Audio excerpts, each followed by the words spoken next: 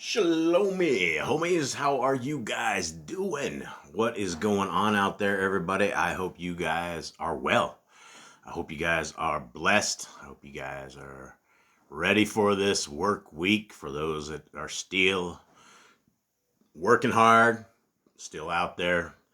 Some of us work for the man, some of us work for ourselves. But whoever you work for, we need to remember that ultimately we work for the master. And we work for the creator of the universe. Creator of the universe, his name is YHWH. Some people say Yahweh. Some people say other ways. And when we're talking about this, well, when we're arguing over an English translation, well, there's going to be a lot of room for a lot of speculation and a lot of different ways that people say it. And I hear people that are like, well, if you say Yahweh, that's like a demon something or something something. And, they're always spelling the English translations out. And so this is why we don't have to rely upon English translations, and we can speculate. And when we see our Creator's name and it is Paleo-Hebrew, you have a beautiful name. And you also have the beautiful name of his son, which is Yahushua. And some say Yeshua. Some say Yahshua. Some say a lot of different other things. What we do know is we know that these are far closer than the pagan names they have given to us. And a lot of people don't realize that when they say Jesus, and it's literally, it's a joke on humanity. Because we know that all the pagans love their gods and goddesses, and one of such things, his name is Zeus. And so when we say Jesus, or we say the son of Zeus, we are not saying what the proper name of a Hebrew man would be. Because you would have not had a Hebrew man's name that was a Greek name. And furthermore, it wasn't until around 1529, we're talking 1529, in these years of where we're at, that the letter J was ever invented. There was no such letter prior to that. So there's no way that our Creator and his son would have had these names. And so we have to be very careful when we are naming and when we have these names. So that's one of the main things that Yah Scriptures has, is we have the restored names scriptures. And instead of us having to guess, instead of us having 7,000 times where they have literally taken the name of our Creator out, we don't have to worry about that. And the big blue book that you are looking at right here is a limited edition print. It is something that has changed the lives of so many people. Those in the free world, those in prisons. And I oftentimes tell people that this book is bulletproof. And people laugh at me. I've had the guys in prison go, oh, what was the front of it made of titanium? And I'm like, no, it's actually just it's called what you call PU leather. And it's kind of a fake leather, I guess, but it is a very strong leather. But I'm talking about bulletproof because it's 3,153 pages and it is large print. You will never find another scripture anywhere. It does not exist anywhere that is this same size that has as many books as you have. There are 103 books in this scriptures. And inside of these 103 books, we have all of the restored names, the Apocrypha, the beautiful words of wisdom and excess and additional instructions that have been pulled out from the likes of those in these satanic cults called Catholicism. And when we talk about satanic cults, I believe, without a shadow of a doubt, it doesn't matter which religion you are in, it is a satanic cult. You can name anything. You can name any one of these religions. You can name Catholicism, Mormonism, Lutherans, Presbyterians, Baptists, any religion whatsoever that does not have a focus on the first 5 books of scriptures It's satanic. And people will run, people will get really, really angry. And you can see that this channel, our main channel, Yahoo and the Torah, I think it just crossed over into 42,000 subs. And the only reason that we have probably more than 500 subs is because we have 2 viral videos that have been viral and continue to be viral, and they never stop.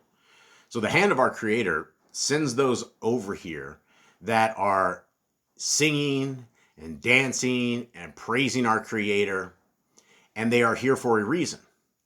And then I get to speak with everybody who's out there.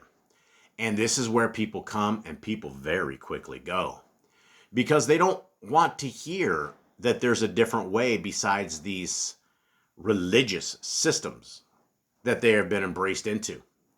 And when you look at anything, and with Behind the Bars, I've been interviewing a very fascinating young man. His name is Devin Arthurs. And he was an ex-neo-Nazi. And he's explaining to me exactly how people end up in these neo-Nazi groups. And the people are groomed. They're groomed from a very early age into what to believe. It's not based upon reality. It is based upon indoctrination. And so when you look at the religion of Christianity, there's no difference in my mind besides neo-Nazism. Yes, it may not be extremist, it may not be violent, they may not be biased with skin color, but they believe something that is anti-Christ, anti-Yah, anti-laws, statutes, and commandments. And there is nothing that is more important than the laws, the statutes, and the commandments of our Creator. We have an opportunity in this day and age that we have digital books. You guys can go to YahScriptures.com and you can get Yah Scriptures on literally any digital platform that is out there. You can run it on your Apple devices. You can run it on your Android devices. You can run it on your Microsoft devices. You can run it on all of your devices. And not only that, is you have this big blue book that costs under $100, and it is literally bulletproof, and it is set for the end of time. It is something that every person that is a person that loves our Creator should have in their living room, because in the event that something does ever go down, if it does, and it may not, because the entire control grid is based upon a digital control grid.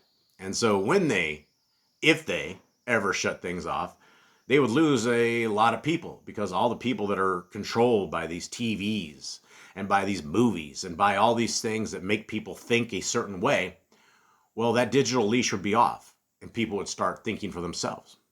But in the event that something ever did happen, you would probably want to have a hard copy or 2 sitting around that everybody can read. And it is a incredible endeavor being part of Yah Scriptures prison ministry. It is incredibly amazing being a part of YouTube, to where we are able to speak the truth of what the Scriptures have. And I am one of these guys that is pretty brass. I lay it out exactly as I see it. I have been through a decade or so, actually more than that. I've been on YouTube, so they just turned 20. So I have been on YouTube in various forms. I've had many channels that were banned and kicked off. You actually have to learn how to walk and navigate correctly, because you can't say things about the people in the white coats. You can't say things about the zoos. You can't say things, a tremendous amount of things, or you get banned. And so as you learn to navigate and as you learn to be on these different platforms, I'm blessed that we are able to have this opportunity where we can speak. And there's not a lot of people like me. You have the folks like Jim Staley that is there to tickle your ear and to take your 10% and to make sure you're tithing to their organizations. You have these criminal organizations like the Hallelujah Scriptures and the zoo fella that has the other Bible. I have not run into a Bible producing ministry that actually bears fruit, which is why I believe that we have a very exciting opportunity to where people know you don't come here to get your ears tickled. right? You don't come here to hear what you want to say. I'm not going to say that you can do whatever you want and live like you want and you're going to make this kingdom. In fact, I'm going to say it completely differently, and it's going to offend people. And that is my job. My job is to tell people the truth of what is in the scriptures. And when our Messiah says, depart from me, go to hell, that is what we have. We have our Messiah literally saying, go to hell. And then the first people should go raise your eyebrows and go, well, why does he say that? And he says that because you are lawless. You work iniquity. What does that mean? That means you don't have the Torah. That means the Torah is not part of your life. That means you have gotten into a false religion, into a cult. And this cult has told you once saved, always saved. It has told you that, oh, Jesus came to nail the laws to the cross, which is not only blasphemy, it is not only a lie, but it is also the most incredible deception when you think about it, and one of the most ironic and incredible things when you think about good instructions. It's essentially like all of the good instructions that we inherit from our parents. And yes, we get bad things from our parents, no doubt. No doubt a lot of our parents have ruined us. And a lot of our parents have ruined us because we don't keep the Torah. They didn't keep the Torah. They didn't impress it upon our hearts, minds, and souls as children. We didn't know. We had to come out of our captivity. As the 12 tribes or the 10 tribes of lost tribes of Israel that we probably are, we had to wake up. We had to have our hearts open, and we had to have our hearts circumcised and our literally ears open and eyes to able to see. And it is only by the hand of our Creator that those who can see. Because you will talk to everybody that is in these religions, and everybody has their own way. And literally nobody cares that what the scriptures say is not what the religions say. So if you're coming here to have your ears tickled, well, you might as well click on subscribe and take off, because that's never what you're going to hear. You're only going to hear what the scriptures say and the truth of the scriptures. And so, guys, it is time that those of us who are seeking our Creator, that are looking for this kingdom, find this kingdom path. This kingdom path is not a easy path. It's not something that is a once in a week thing, whether it's a Shabbat or whether you think it's a Sunday worship. It's not something that you can go and your eternity is prepared for you. What we have to do is we have to study. We have to be astute. We have to do what the scriptures say, and we have to write these laws upon our hearts, on our minds, on our souls, the precepts of our Creator. All the good instructions are what we embrace, and we take a breath of fresh air every single day, that we rise to the Torah, that we go to bed to the Torah, to the times that we discuss this with our families. When we read scriptures with our families, we are doing what a commandment that our Creator has told us to do.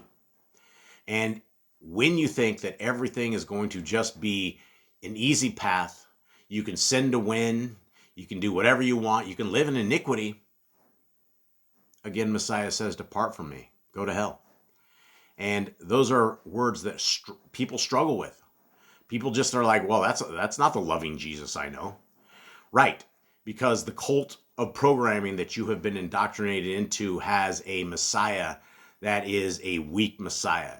He's a lovey-dovey Messiah that has no rules, has no precepts, has no guidance, and he walks how he wants to walk. And you can walk how you want to walk. And nobody can ever snatch salvation out of your hands. Even though simply in Matthew 7 it says salvation will be snatched out of your hands. And many will come to him and say, Master, Master, Elohim, Elohim, have we not done wonders in your name? Have we not cast out demons in your name? Have we not done all of this? And Messiah says, depart from me, you who work iniquity. So guys, now is the time to strengthen yourself and your life and your soul and your existence as you read scriptures. I give people the 5-book challenge. If you have not read the very first 5 books of scriptures at least 5 times slowly, as a love letter, instruction guide, as everything in your life, you don't have the foundation. You will not have the defense that you need to fight against Hasatan, who's going to come with all of these religious cults and all of these lies and all these feel-good things and all these people celebrating their pagan holy days, you will be programmed. And ignorance is not bliss when you're standing in the fire. When you read the first book of Adam and Eve, Adam and Kawa, it is very, very clear that our Creator talks about the generations of people that are going to go to hell. It is very, very clear that Hasatan knows what his ending is going to be, and his job is to take as many of those who he can get into that. And look at the world today. When the scriptures say most people don't make it, that's hard for a lot of people to figure out, because you have billions of people in religion. Nearly everybody has a religion, right? Even atheists is a religion of the sort. But you don't have people in a lifestyle. Torah keeping is not a religion. It is a lifestyle. When it says things, don't drink the blood, don't eat the fat, don't look at your kids naked, honor your mother and father, have proper weights and measurements, that's just not good guidance. That is absolute set rules for your life. Those are things that we have to abide on. When we become little perverted pedophiles and look at our kids naked, we're breaking commandments. When we are eating the fat off a big, juicy, bloody steak, we're breaking double commandments. When we are ripping our neighbors off, when we're endangering our neighbors, when we don't take care of the elderly, we're breaking commandments. And when you think and when you hear about these things, about, let's say, not endangering your neighbor, that seems really basic, right? But it's one of these things that it is a Torah command that you could die for when you drop a tree on top of your neighbor's house. When you do vile and evil things, it goes against the ways of our Creator. When you say that the laws of our Creator are no more, you're saying that the greatest instructions given by the Creator of the universe are no good. That you're better than these instructions, that you know better than the one who knows how to and designed you, that has built our DNA, that has built an incredible human body system that functions just incredibly, that, yeah, we can do surgeries and operations, and they can take what our Creator has made and they can adjust it and do all sorts of crazy stuff with their CRISPR technology and all their demonic evil stuff. But you know what? Nobody has the original patents. The original patents come from our Creator, and He's the one, when He created everything, every single thing He created is marvelous, fantastic, amazing. And when you say, get bent, I don't want these laws, statutes, and commandments, you're telling our Creator to get bent. And our Creator is merciful. He is patient. He is worthy of all praise. But at the end of time, during your last breath, that patience is over. That is when eternity really begins. That very last breath that we take when our souls are completely gone, that's when it's over. And so we have an opportunity right now to change our ways, to change our world, and to seek our Creator where He's able to be found. And He's not found in this religious system. He's not found in these temples made by man that worship on the wrong day, that have full control of the pagan holy days. We're not part of this, guys. We are separated. We are the people that enjoy being laughed at. We are the people that are okay going against the flow. We are the minnows flowing against the sharks. But you know what? The sharks are only so dangerous because we have a giant whale of a system. The Torah is the size of the whale. The Torah is the size of eternity. Every breath you take in is the Ruach HaKodesh that has given us the opportunity that we can breathe in this magical air that we don't even know what we're breathing in, but try to hold your breath and see what happens at that point. Right? Everything is good. And it is with that, guys, that I invite you guys to this reading. And I thank you guys. And we are getting into the book of First Esdras. It is an amazing thing that we can all read together. We can read as a tribe, that we can read as a people. And I'm going to give you a little bit of history here. And this history is taking us into the 5th chapter of the first book of Esdras, which is in the Yah Scriptures, which is an incredible book, and it's an incredible reading. And I'm working through First Ezra because I'm really, really, really wanting us to get into Second Ezra, because in the book of Second Ezra, we learn everything about the times after we die, things we don't know about. We learn about things we just can't understand right now, and it gives us a glimpse into a little bit of the harvest and the fruit and the world after this world. And I believe it. I believe it with all my heart, mind, and soul. I believe that there's no way that all of this is happenstance. I don't believe that the human brain functions the way it does. I don't believe we can just have dreams that make up our own scripts in our minds. I believe it's all built upon the amazing abilities of our Creator. And it all is part of testing. And our jobs as these people are to make it through this testing period. Now, what we're going to do is this. I'm taking you through a brief history of this, and this is the prior to the fifth chapter of Ezra. This is what we had. In 1050 to 586 BCE, nearly 500 years before our Messiah, our beautiful, wonderful Messiah, Yisrael in of itself was united as a group. It was united as a people. And this is the times right here where we had basically all of Yisrael that was ruled under one king. You had Shaul, then we had David, then we had Shalom. And after Shalom's reign, the kingdom was divided. It was divided right here, right? We're divided into two different sections, two different countries that are comprised of the 12 tribes. And the northern tribe is the tribe of Yisrael. And the southern tribe was the tribe of Yehuda. And the capital of the northern kingdom was Samaria, was Shomeron. And the capital of the southern tribe was Jerusalem. Now, in 722 BCE, right here, we had the northern 10 tribes. They were taken captive, and they were scattered, and they were lost. This tribe, the 10 tribes of Israel, according to Bible prophecy, will come back at the end of time. That the people that are distributed all across the four corners of this world will at one point regain their understanding of the Torah. They will see the way. And for those of you, the scattered sheep, those who are out there, I believe we are these 10 northern tribes. And so in 722, the Assyrians, they conquered them, took them all into captivity. And then we had 586 BCE right here. After all of these kings were doing their stuff, they were doing great evil. You had a couple good kings. But then you had Nebuchadnezzar, the sovereign of Babel. He besieged Jerusalem. He destroyed the Hayekil of Yahuwah, and that was built by Shalom. The people of Yehuda were taken into exile, into Babel. So from 586 to 538, the Yehudim lived in captivity. They lived in Babel. And from that time, you had prophets like Jeremiah, Yirmiyahu. You had Ezekiel, you had Daniel. And they ministered to the people during this time. And this was a time of reflection. It was a time of repentance and the strengthening of their identities in Yehuda.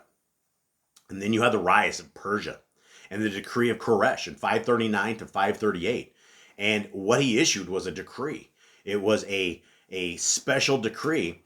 And it was that they return to Jerusalem and rebuild the Hayekil.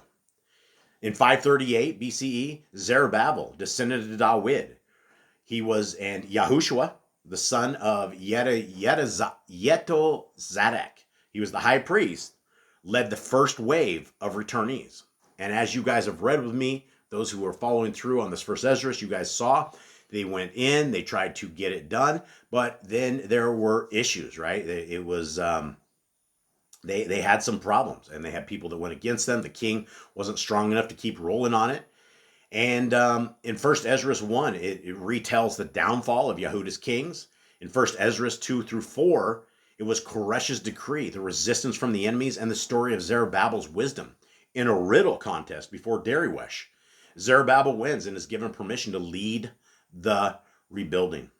So as we are into these, we are now into the very first part of our reading today. And again, to everybody, what you're looking at is you are looking at Yah Scriptures. This is a free book. Every one of these books here is absolutely free of charge. And so we are going into the Apocrypha, and we are going into the first book of Esdras, and we are in chapter 5. Okay, let's begin. After the heads of the families were chosen according to their tribes, to go up with their wives and sons and daughters, with their male servants and female servants and their cattle. And Darius sent 1,000 horsemen with them, till they had brought them back to Jerusalem safely, and with musical instruments, tambourines and flutes. And all their brothers played, and he made them go up together with them. And these are the names of the men who went up according to their families among their tribes after their several heads. Now, I will probably slaughter some of these names. I'd try the very best we can, even though we literally typed every single one of these and wrote this particular version of scriptures. There are some hard words that we do. And the reason that lineage is important is a lot. Number one, to get to our Messiah, Yahushua, there had to be a straight bloodline. There had to be an uncorrupt, undefiled bloodline that was from the house of David. And so as we see scriptures, and that is the crazy thing about scriptures, is you can't dispute them, right? It gives you the names, it gives you the times, it gives you the events, and it gives you all of this stuff so that you could consider them. You should look into them. Could this happen? Did it happen? Yeah, it did happen. And that's why lineage is absolutely important. Now, the Kohanim, the sons of Pinchas, the son of Aaron, Yeshua, the son of Yadazak, the son of Sariah, and Joachim, the son of Zerubbabel, the son of Shealtiel, of the house of David, from the relatives of Peretz, of the tribe of Yehudah, who spoke wise words before Darius, the sovereign of Paras, in the second year of his reign, in the month of Nisan, which is the first month. Now, I would like to point out that this is one of these times that we don't have month names that our Creator has given to us. These months, Nisan, Tammuz, you have all of these names, and our Creator would never ever name a month named Tammuz. How did we get these things? Well, we got them when we came out of the captivity. When these guys were in captivity for 70 years inside of Babylon, they learned the ways of the pagans. They did a lot of pagan stuff. Not only did they regroup their own stuff, but they ended up with names and other things that are, it's not what we have. We have month 1, which is the first of our months, right? And then it's actually literally called the month of Aviv, and that is not out of Babylon. That is actually a proper name, because it's new beginnings. But when you have things like Nisan and Tammuz and all the rest of these, that is simply because at some level they were corrupted as well. Now, continuing on.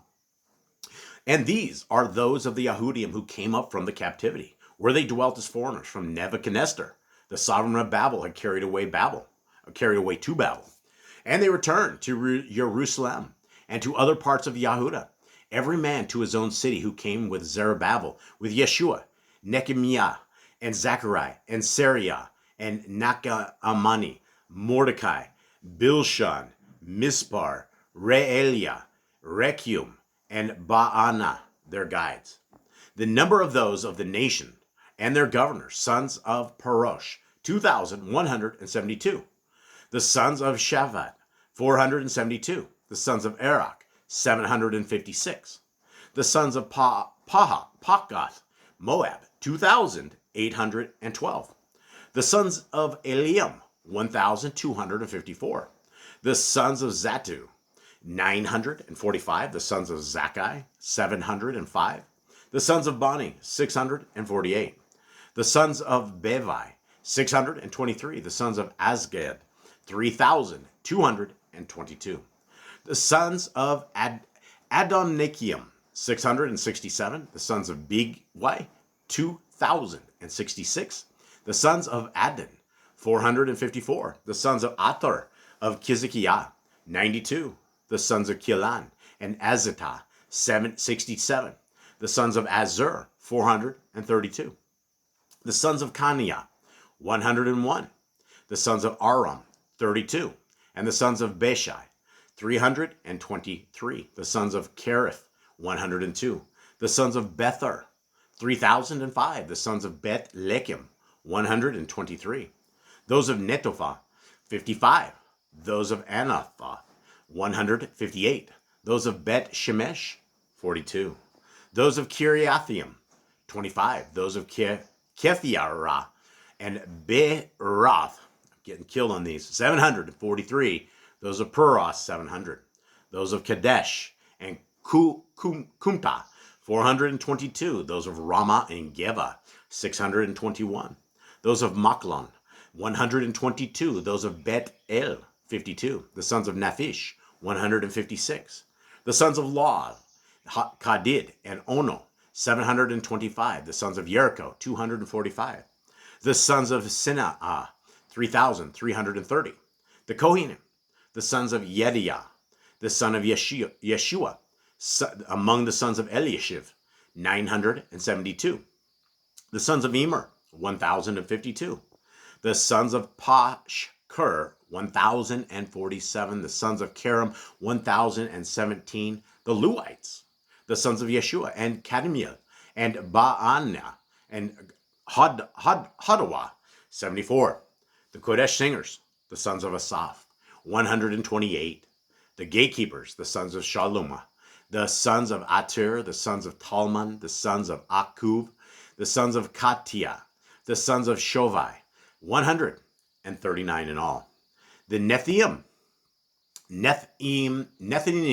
the sons of Zika, the sons of Kashuva, the sons of Tabath, the sons of Keros, the sons of Siaa, the sons of Padon, the sons of Levana, the sons of Kagaba, the sons of Akhuv, the sons of Uzzah, the sons of Katav, the sons of Kagav, the sons of Shamlai, the sons of Canaan, the sons of Gidel, the sons of Gakar, the sons of Reah, the sons of Retzin, the sons of Nekoda, the sons of Kashuva, the sons of Gazam, the sons of Uzzah, the sons of Paash, the sons of Azariah, the sons of Beshai, the sons of Ashna, the sons of Meunim, the sons of Nephushim, the sons of Bakbuk, the sons of Kakuva, the sons of Ka'akur, the sons of Pharakim, the sons of Batsluth,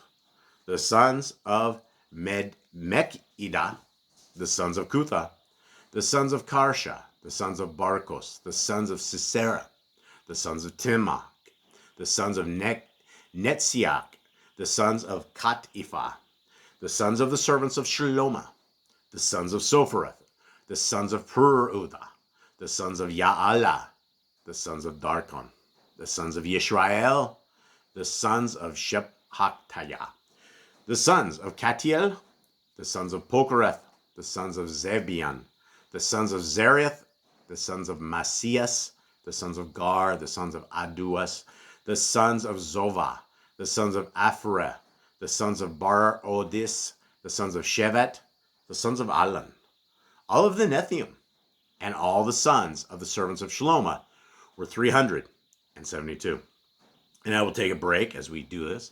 And as we talk about this, again, you don't get a better set of lineage than you do from scriptures. When you look at scriptures and you look at this lineage, it is exact and it is precise. And this stuff doesn't matter. I know it's very dry reading. It's something that is like, wow, what purpose could this ever have?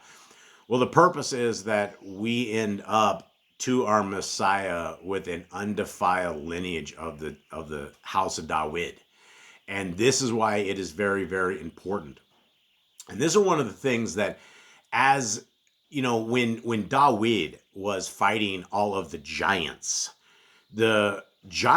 were brought back literally by the hand of our Creator, because when you read from the writings of Abraham and you read the Apocrypha, and it's very hard to figure it out, because we know that there was a giant flood, and we know that Noah was there to wipe off these giants. Now, the giants of old, now you weren't just dealing with big people, you were dealing with monstrous people. And what you had, and you could, basics, you can look in Genesis 6 and it talks about the Watchers. But when you actually get into the books of Enoch and the various other Apocrypha books, what you have is you have the messengers of Elohim, where they mated with the women. And the first set of offspring, they were freaks, right? They were large entities. But then you had this generation, and this generation mated with that generation. So you had two sets of the freaks that would mate up again, and it went from the Nephilim to the Naphilim to the Eliud. And we're talking many years of basically interbreeding giants among giants. And when you got to the end, there were enormous amounts of people. Now you look at things like the technology that was used to build the pyramids and the things that even today nobody can quite figure out how it was made. It's very clear that there was different technologies back in the day, as well as enormous individuals that were able to create these things like Legos. It was Legos to them. And to us, there's like, well, how would you do this? You couldn't build something. You wouldn't be able to drag these stones around with humans. But it becomes very, very clear when you read the Apocrypha that the generation of giants was preserved, and there was a line of giants. And, a lot of people go that, our creator's, he's bloodthirsty, right? He sends all of his people in to start killing off of the Anak and kill off all of these Assyrians and kill off all these people. It wasn't that he was killing off a people. He was killing off a bad DNA. And when human DNA has become corrupted, that is what our creator was trying to preserve, which is why understanding the lineage of where our Messiah comes from gives him and gives us the understanding of it was a pure line and it didn't have giant DNA. It wasn't a corrupted a DNA at this point. So let's continue on. 36. These came up from Tel Melech and Tel Karasha, Kerov, Adon, and Emer, though could not show their families nor their seed how they were of Yisrael, the sons of Deliah, the sons of Toviah, the sons of Nekoda, 652. And the Kohanim that assumed the office of the Kahuna, and were not found, the sons of Kabiah, the sons of Kotz, the sons of Yada, who married Kagiah, one of the daughters of Barzillai, and was named after his name. And when the genealogy of the relatives of these men was sought in the register and was not found, they were removed from performing the office of the kahuna. For Nekiyamah, the governor, said to them that they should not be partakers of the Kodesh matters, till there rose up a Kohen in Hagdadal, wearing the ermine and the tumen. And so basically they were getting rid of those who they didn't know and they could not prove their lineage. And the ermine and the tumen are a couple of rocks that they used to have in their garments. And it was literally when they had to resort to the rocks, it was asking Yah to make these decisions for them. And they would pull out these rocks, a black rock and a white rock, and they would get their decisions made. So from those 12 years old and upward of Yisrael, besides male and female servants, all numbered 42,360, their male and female servants were 7,347. The male and female singers, 245, 435 camels, 7,036 horses, 246 mules, 5,525 beasts for the yoke, and some of the chiefs of their families, when they came to the Hayekul of Elohim that is in Jerusalem, vowed to put up the house again in its place according to their ability, and to give to into the Kodesh treasury 1,000 minas of gold, 5,000 of silver for the work, and 100 garments for the kahuna. And so the Kohanim, the Levites, and the people dwelt in Jerusalem and in the land, also the singers and the gatekeepers and all Yisrael in their villages. But when the 7th month came, and when the children of Yisrael were each in his own place, they all came together with one accord into the open place of the first gate, which is toward the east. Then Yeshua, the son of Yatzadak, stood up, and his brothers, the Kohanim, and Zerubbabel, the son of Shealtiel, and his brothers, and prepared the altar of the Elohim of Yisrael to offer burnt offerings upon it according to the command of the book of Moshe, the man of Elohim. And some from the other nations of the land were gathered to them. And they put up the altar in its place because all the nations of the land were at enmity with them and oppressed them. And they brought offerings at the appointed times and burnt offerings to Yahuwah both morning and evening. They also held the feast of Sukkot, as it is commanded in the Torah, and brought offerings daily, as appointed. And again, we all have this feast as well. We have the feast of Sukkot. We have all of these things that we have been told to keep and to the appointed times. One very important time, appointed time that we have is Shabbat, the seventh day. And there is a tremendous amount of people that when they first come into Torah, that is the very first thing that makes a lot of sense to everybody. Is, okay, we're supposed to keep the seventh day. It's mentioned over and over and over that the seventh day is a Kodesh day. And when you start keeping the Shabbat, when you start studying on the Shabbat, when you start resting on the Shabbat, when you stop going out all over the place on Shabbats, it is something that becomes an incredible thing. We're told we're not supposed to leave our house, right? Back in the day, you could literally walk next door and there would be a gathering. There'd be a little ecclesia. And you could sit and celebrate and carry on a Shabbat with other people. But most of the people in the places that we are, you don't have people, your next door neighbors, right? And so there are commands all about this. 52. After that, the continual offerings and the offering of the Shabbatov and the new moons of all the Kodesh feasts, and all those who had made any vow to Elohim began to offer offerings to Elohim from the first day of the seventh month, although the Hayeko of Yahuwah had not yet been built. And they gave silver, food, and drink to the masons and carpenters with gladness. Now, we're not talking Freemasons. We're talking to cement workers, right? To those of Zidon and Zor, they also gave by weight that they should bring cedars from Lebanon, which would be brought by boat to the harbor of Yaffo, according to the command given to them by Koresh, sovereign of Paras.